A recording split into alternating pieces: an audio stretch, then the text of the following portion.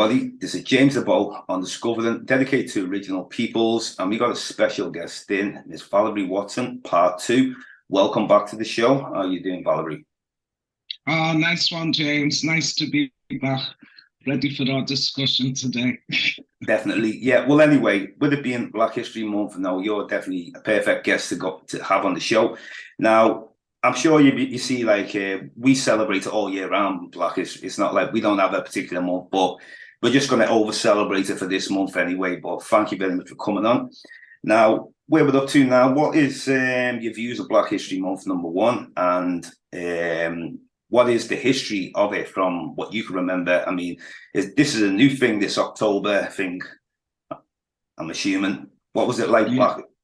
Any reference to it? I mean, Black History Month now has been going on. It's been highlighted maybe for about the past, I'd say nearly a decade. Yeah. It hasn't had the power of what it should have regarding corporate businesses, really, to me. So, you know, there's a lot that's identified maybe within the community, within schools, within certain little projects, because that's what these seem to be, just these little projects where they'll highlight some form of Black person or Black activity. It feels a bit like tokenism to me. Yeah. And I'll tell you why it feels a bit like tokenism. First of all, when Black History Month was highlighted, it brought together a group of people to kind of make this thing happen. Now, I remember sitting on them Black History Month meetings when it first happened. It was in Cumbernauld. And a lot of people brought attention to the powers of what we had. And that was good to see around the table. So you had like theatre companies, representatives from there coming in. You had sports people, representatives from there coming in. And all these people were devising in some way how to highlight Black History Month or to pay onus to it. Now, it's all right shouting the Philharmonic, which was called, and certain theatres. But at the end of the day, Black History Month may have represented just a session. Lucky if they got a week. You understand what I'm saying? So yeah. It was like ticking the boxes, really, to say, we've done it. We've contributed to this. Under the City Council and Equal Opportunities and Duty to Care and the money that they receive, maybe that made them sit around the table. Because in there, you know, there's diversity, there's a lot of things which is actually included in funding, where you have to tick these boxes. But if you're not asking, I don't really see them going out of the way to provide, you know what I mean? And like what I'm saying, it's literally a blip. We can bring in a theatre company. We can do this with the school. You know what I mean? And Your audio just cut then. Yeah, thank you. Yeah. But at the same time, you know, it's got to be more continuous. We as Black people, we can celebrate Black history right through every month. In America, I do believe they have February, and they also do it in October as well, which leads into November. So I think, like what I'm saying, you know, it's the same scenario. We're over there in the Northern Hemisphere. Black history is happening all around the world, and we need to unite and stop trying to reinvent the wheel once again. Yeah, well, this is the thing why I'm definitely, there's many activists we have, but one that always stands out the most, which I feel brings us all together, Marcus Garvey. I liked his philosophy, how he viewed things. He was asked, like, even though he's born in Jamaica, he said, "Are you a Jamaican?" He said, "Are you a Jamaican?" And he said, "I would never give up a continent for an island." You know, so even though he knows his geographical area where he's born, but his roots he was connecting to the motherland. And he knew that was the way for all our different peoples around the world to be able to connect. So I always see Marcus Garvey way ahead of his time. And like you're saying, the wheel has already been invented. It doesn't need to be reinvented. And I'm just using, I mean, we've got many more other people. I'm just using Garvey because he was a massive giant on this. And he had the vision. I mean, Garvey, to me, he created the old ethos. You Yeah. understand me? Regarding the fact of know yourself, represent Africa as an African. You understand what I'm saying? Yeah. No, the old story of repatriation really to me was born with the Garveyites, which are still running today. And I mean, they are an organization which has been there since Garvey times, but hasn't grew. You understand me now? Yeah. It's the lack of this growth, and it's the lack of the knowledge of knowing your history, the old Pan-Africanism about it. It's getting diluted to me, and this is very sad. Now, my mother came to England, right? My father came to England. My father's belief was this: never bury me in this country, take me to Africa. If I reach Jamaica, you can leave me there, but do not leave me in this country.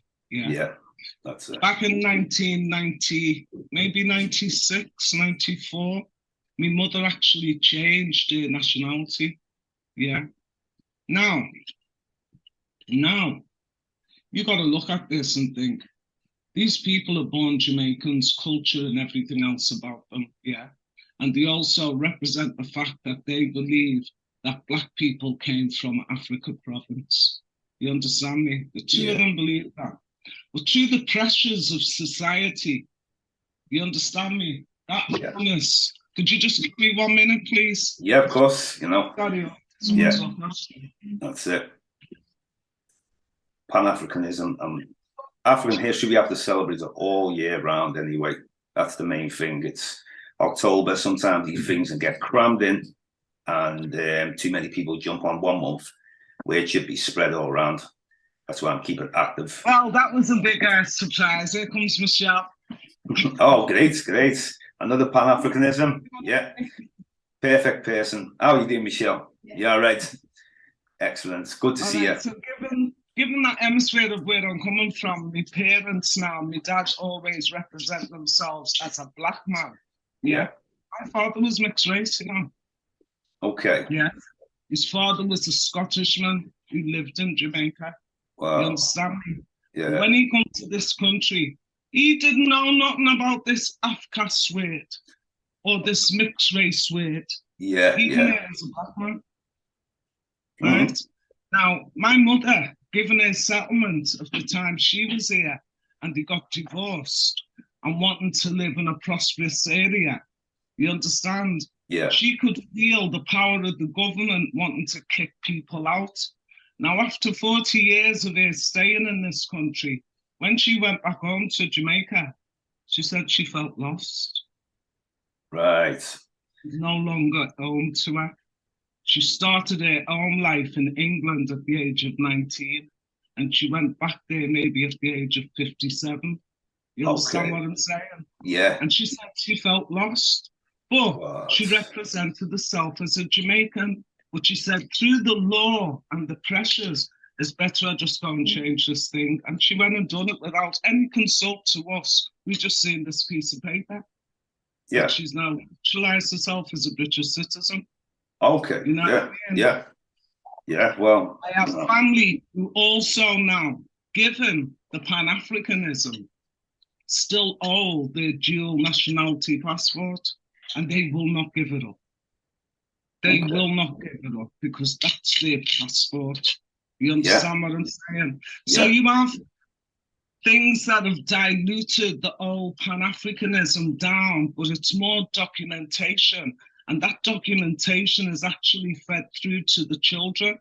And I feel that children now are recognizing the fact that I am British, I'm a Black British, you understand me? And my roots in England, my parents never went back. So I'm here in England. Yeah. Now, which really speaking is not the way to think, because everybody has relatives, representation of your past, everything is there. But for them to be involved with their lineage, it's really up to parenthood to make that happen and to keep it alive.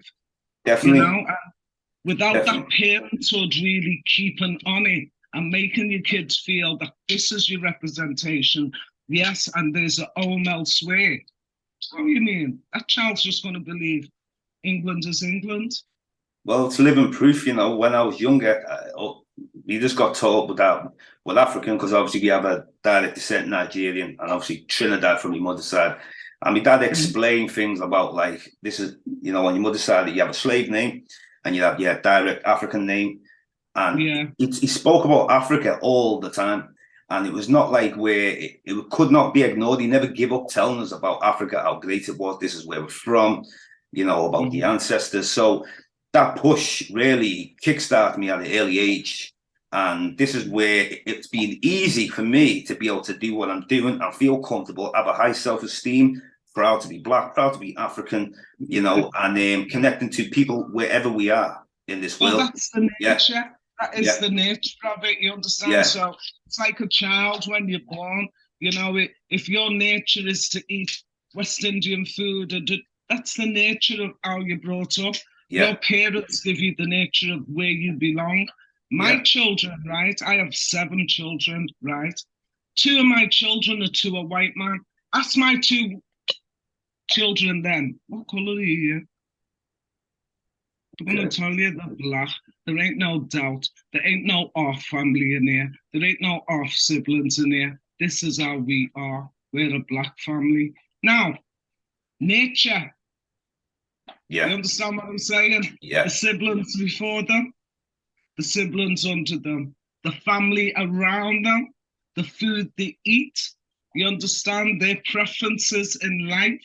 Yeah. It's all about nature. And if it's not a nature thing, as you know, in the Northern Hemisphere, people end up very, very lost.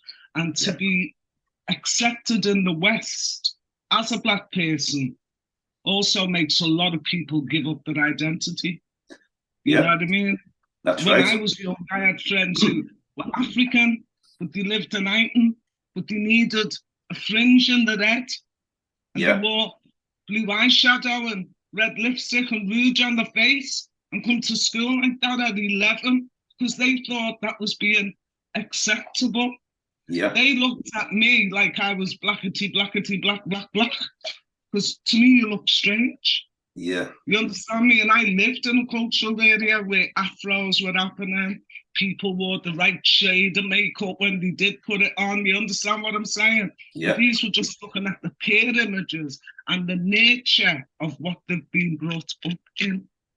Yeah. Well, funny you're saying about the nature. And I was just looking on the internet yesterday, and I don't always trust censorships. I was looking at Black Colombians, Black people in Colombia.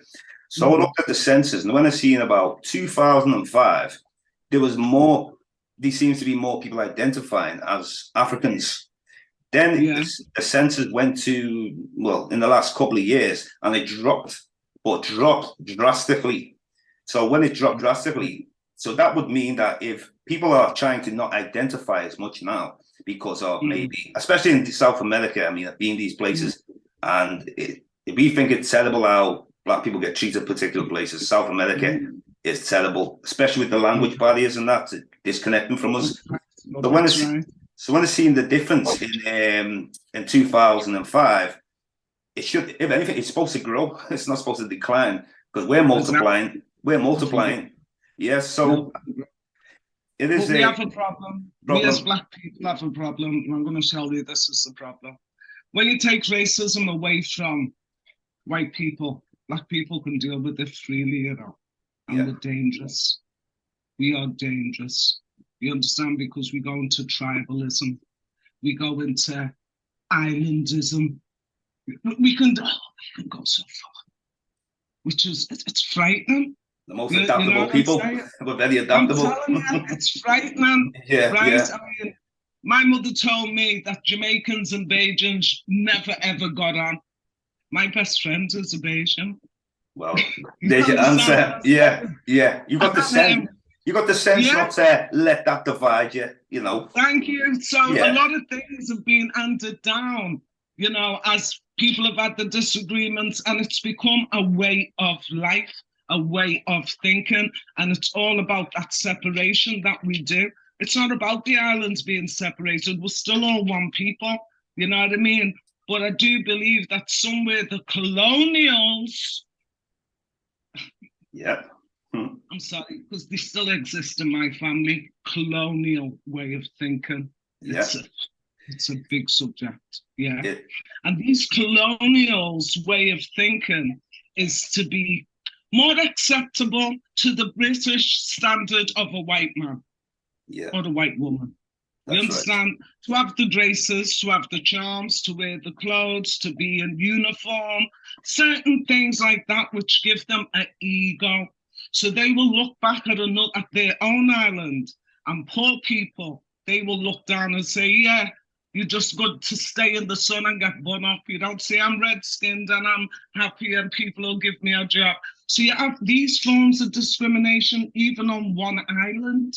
You know what I Yeah. mean? But it really stems from a colonial way of thinking, how you had, excuse me, terminology, but that's how it was. The house nigger and the yard nigger. One got bun up in the sun and one got the shade of the house. And that made another stance. Yeah. It's useless to me.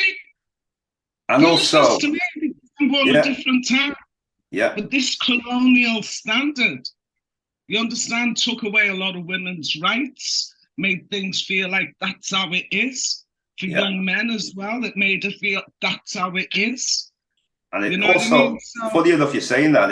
I've seen, like, the feminine movement growing and that, but that was like this European of the feminine movement starting, and then it seemed like certain black women felt like, just because of what you said, they felt like they needed to lean towards this feminine movement, but that's not going to help you, because really, this original feminine movement was nothing to do with us. This is to do with a European problem. Do you get what I'm saying? Of how their chauvinistic ways, we were coming from so a now you have matriarchal. Yeah. black race getting involved in these European, oh, I really want to give it a name, yeah. Don't want to invent it. But European bourgeois bullshit. Yeah. Yeah. It's all about them. It's all about their suffering. Yeah. You understand what I'm saying? We're not included. It's about their suffering. And you the know back what I of the mean? land. Their freedom. At the end of the day, we've got our own road to travel on. You with me? And our road is a liberal road where women are held in the black perspective as kings and queens. Highly, very highly. We are not peasant land people. We are kings and queens. You understand what I'm saying? And in that dignity, that's where our freedom is, to retain back to the lands of ownership regarding kings and queens. And from them kings and queens is the offset of all these people who are faraway places. Yeah. And that to me is get to know yourself. Yeah. You know what I mean? Because we all originate from somewhere, and it's not from the politics of the West. That's right. I'll tell you what, I'm interested in your views on this one now, because I hear a lot of people in black movements promoting socialism. Now, whether it's communism, socialism, I mean, none of these are African things. Like, when I think of socialism, this is like Karl Marxism, and it's so we always seem to take on ideologies, but where do these ideologies come from? They're put there, and people automatically take them on. Africa's nothing to do with socialism, We had to create parties of people to fight what is it? Sorry, the word's gone on me. Capitalism, fascism, all these isms are the West's problems. Isms, schisms. So I have one question to say to people in the anti-racist movement. What was you before? Yeah. You understand me? Because to me, just be a human being. You don't need a banner. You just need to do the right thing and tell your neighbor, do the right thing. You don't need a banner. Yeah. Stop the shit. Do the right thing. Stop flying these banners in our defense. I've seen things now written on the wall saying, we accept immigrants. Please come into our building. What the hell is this, right? This is today, 2023. I've seen it on Lark Lane. I've seen it on Cumberland Marnie. What is this for real? Yeah. We accept immigrants. You are welcome in our building. Oh, this world is. If you're not in a box, yeah, I knew two boxes, yeah. One was black and one was white. Black people were the people who come into this country. Indian, Chinese, didn't matter. You tick the black box, yeah. All the rest were the European people. They ticked the white box. Then they invented all these things and and nominations of black and British and Asian British. And then they've also got another box. You know what that box is called? Other. Other. Now, they can keep on ticking up these boxes, but one thing you can't do is take black away from a black man. It's only the black man who can do that. Yeah. Do you understand what I'm saying? Totally understand that. That's exactly where we are in Pan Africa. You understand what I'm saying? It's only the black man that can take it away. Tick as many boxes. Change them if you want. Even tick other. Yeah. You know what I mean? You are who you are. And the more you get to know who you are, I'm telling you, you can only be a queen or a king on this earth. Because these application forms, you've probably seen yourself over the years, they've changed. Like when I say change, like I noticed when I was very younger, the application forms are quite basic. And when I say basic, just black, white, Chinese, or like, but now it's like, it seems like it has all sorts extras thrown in it. And then the more you throw into something, the more confusion it becomes. Thank you. You know, I just don't understand like how they've been able to do it. Actually, maybe a person could look in that box and go, who am I? Because I never knew I was called that. Yeah. Who invented all these names? Who's creating all this dialogue regarding people? It's still another form of separation, regardless of its monitoring. It's 10 in that 10 in that list, 10 in that list, 20 in that list, 3 in that list. That's what it all breaks down to if you was to graphically put it. Another form of separation, counting people according to nominations of where they come from instead of the freedom of man and woman. And when you see black African, but then you'll see Somalian separate. And it's just creating more division, like and then for people to get benefits and fundings, and it seems like it benefits them, so they'll just go along with it. If we're all African people, doesn't matter east, west, north, south, we're African people. But it seems like they're able to divide through, we'll give you your own social place to go, you know. And like we were talking about last time, we're never invited to anyone else's social gatherings. Doesn't matter if it's Pakistani, Central, Yemeni, but everyone's welcome to us. Everyone's welcome to us. I think that's been the trait of a black man, you know, and it's also his uprising, his downfall. You understand what I'm saying? Because he's got forgiveness in his heart, and he doesn't carry bitterness. And he'll, when you say the word help, they come and help. It's our nature. Our nature. Regardless of race or colour, they take the insult after it. You know what I mean? That's been the trait in the West. Black man come in to be sociable, to live with people, to get on. My mother wanted to learn how to fry chips. We never had them.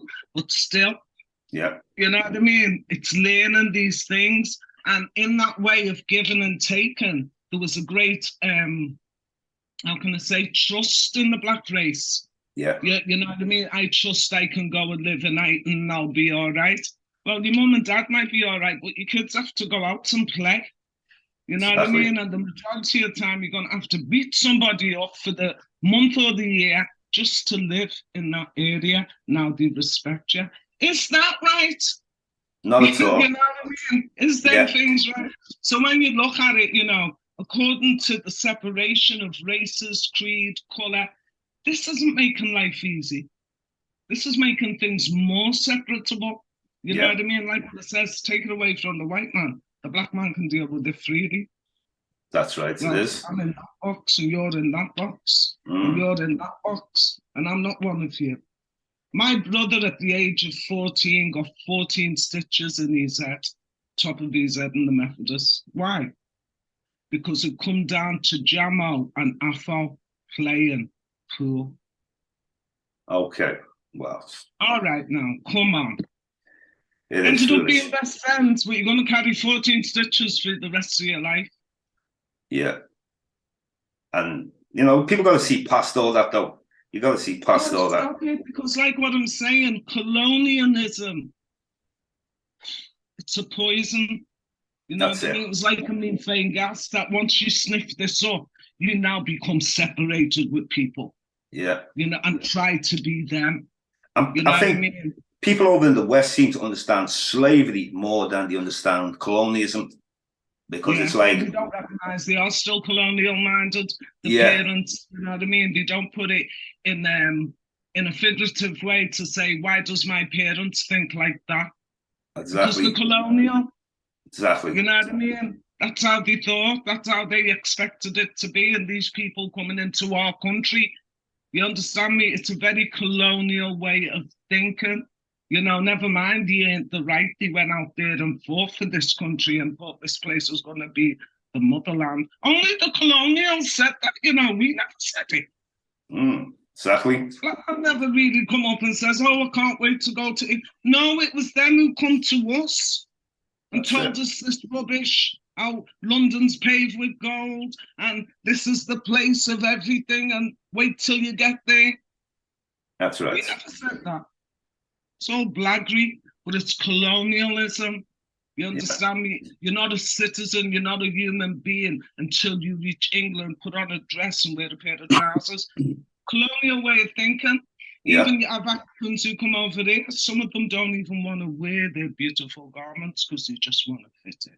that's right. Yeah, totally. You know what I mean? Yeah, So with the you have colonizer. all these things which belong to you as naturally and culturally and enriched in your culture, but there's a shame of doing it because you just want to be accepted in this very white society, Yeah, it you is know. So totally. we've got to really look at it, you know, and be proud to be who we are, be proud to be of that generation, be proud to be black, understand why our parents came here. At the They same never come time, here because they wanted to sit in under the snow.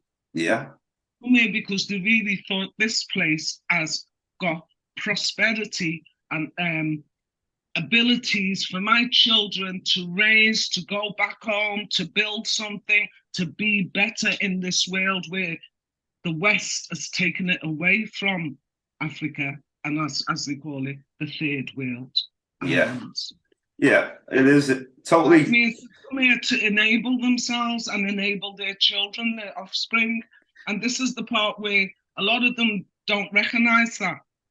Yeah, The enablement of what your tribe or the quest of your people wants from you. You know what I mean? And yeah. the only way they're going to really recognize is when they go back home and see where they belong. And Only a lot of our people may not have visited Africa before. I've been fortunate to go many African countries, and the same colonialism that's put over there. So if you go to the tourist area, the people who work there are so used to westernized people coming over, trying to please them, yeah. and but then once you start going out to the villages, meeting different tribes and mixing with proper local people, you then start seeing the true African spirit.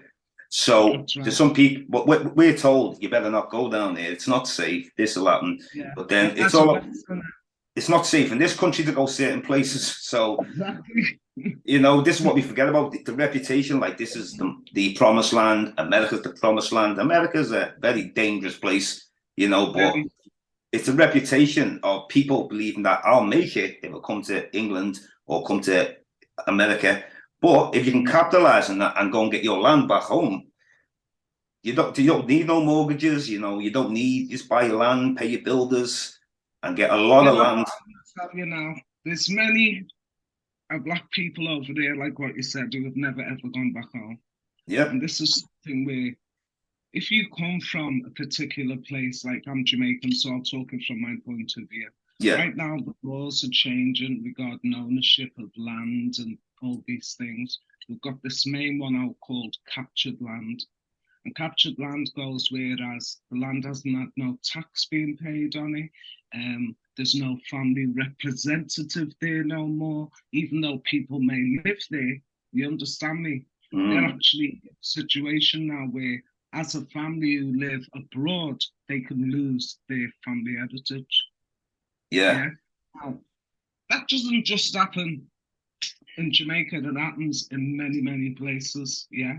The Yeah. government's highlighting it now. It's only for those who want to see, are going to start researching it or looking at it. And this is why I say to people, from slavery, people earned the right to their lands in all these faraway places, especially them lands that were plantations and places like that.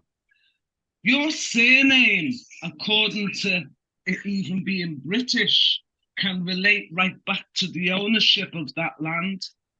You understand what I'm saying? Yeah. And in a real geographical format, your land could still be waiting for you with a representative of your family still there. You with me? Yeah. I'm telling you, this can happen in Africa, Barbados, Jamaica, any of them black places you want, even Guyana, let's go to South America. It can happen there because people have been taken away from faraway places. Yeah.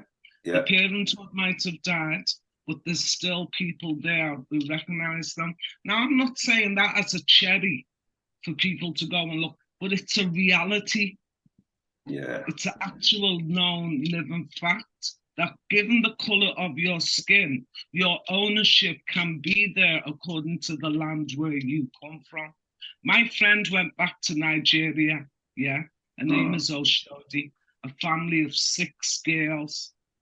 When they picked her up in the airport, she was on a 3-legged chair that got carried all the way to the village, and she was Princess Oshodi. Wow. She says, Valerie, I could never believe there was going to be people playing drums and everything else. And apparently this man, the family had no sons, but 7 girls were born in England. Wow, true African spirit. So come on, what a beautiful connection. Yeah. What a beautiful connection, you know what I mean? And it's there for each and every one. When I went back to Jamaica, I seen people who look like me. Yeah. It was amazing. My nan showed me between 2 trees, all that land's yours. Yeah. And I just went to visit people. That's awaiting everybody and everybody who wants to go and find their roots. And that's why I really say, look within yourself, man. Know yourself. Look within yourself. That's right. Totally right. Sometimes your parents might not be here to tell the story, but you can find it in documentation and search and find and believe. You know what I mean? You are actually being bestowed with the greatest richness of having this beautiful black skin. Yeah, the true melanin. Melanin is powerful, and people don't realize the darker you are, the more powerful your melanin is. And the more we live in the northern hemisphere, the more our melanin is now getting lighter and lighter because people are falling in love with mixed race, white people, all sorts of other people. Don't lose your roots, man. Definitely. You know what I mean? Somewhere along the line, a lot of people say, where did that little Kelly come from? Yeah, that's why I chose a black woman. I have to stay with my own because, I don't want to be over diluting and stuff. And plus as well, it's be too difficult for me to be with anything outside my own anyway. Because this is it. This is personal choice. My views are too my views are too deep for them. So no lightweight. It's an experience story, an experience story for black and that's white true. And it's not an easy road. It's not an easy road. Any of them to run it. You understand what I'm saying? And at the end of the day, like what you say, the foundations of any good marriage is love. I can't fight it. But when your parents don't give you no nature, and you don't have no others, and you think this is you in England, you're going to set your foundations in England, and that's all you're going to ever consider. And it doesn't matter what colour your children are, they're still your children. That's right. It's a foundation from where we come in creation, which everybody has the right to. You know what I mean? You look at white people now in England, I don't think half of these are British. Oh, no. That's it, They go and get a DNA. If they get a DNA test, there was a program called How British Are You? Yeah. History, they put Nova State. That dockland was a 27-mile of dockland back in the day, before Margaret Thatcher shut it down. And in that 27 miles of dockland, yeah, become the migration of many, many people.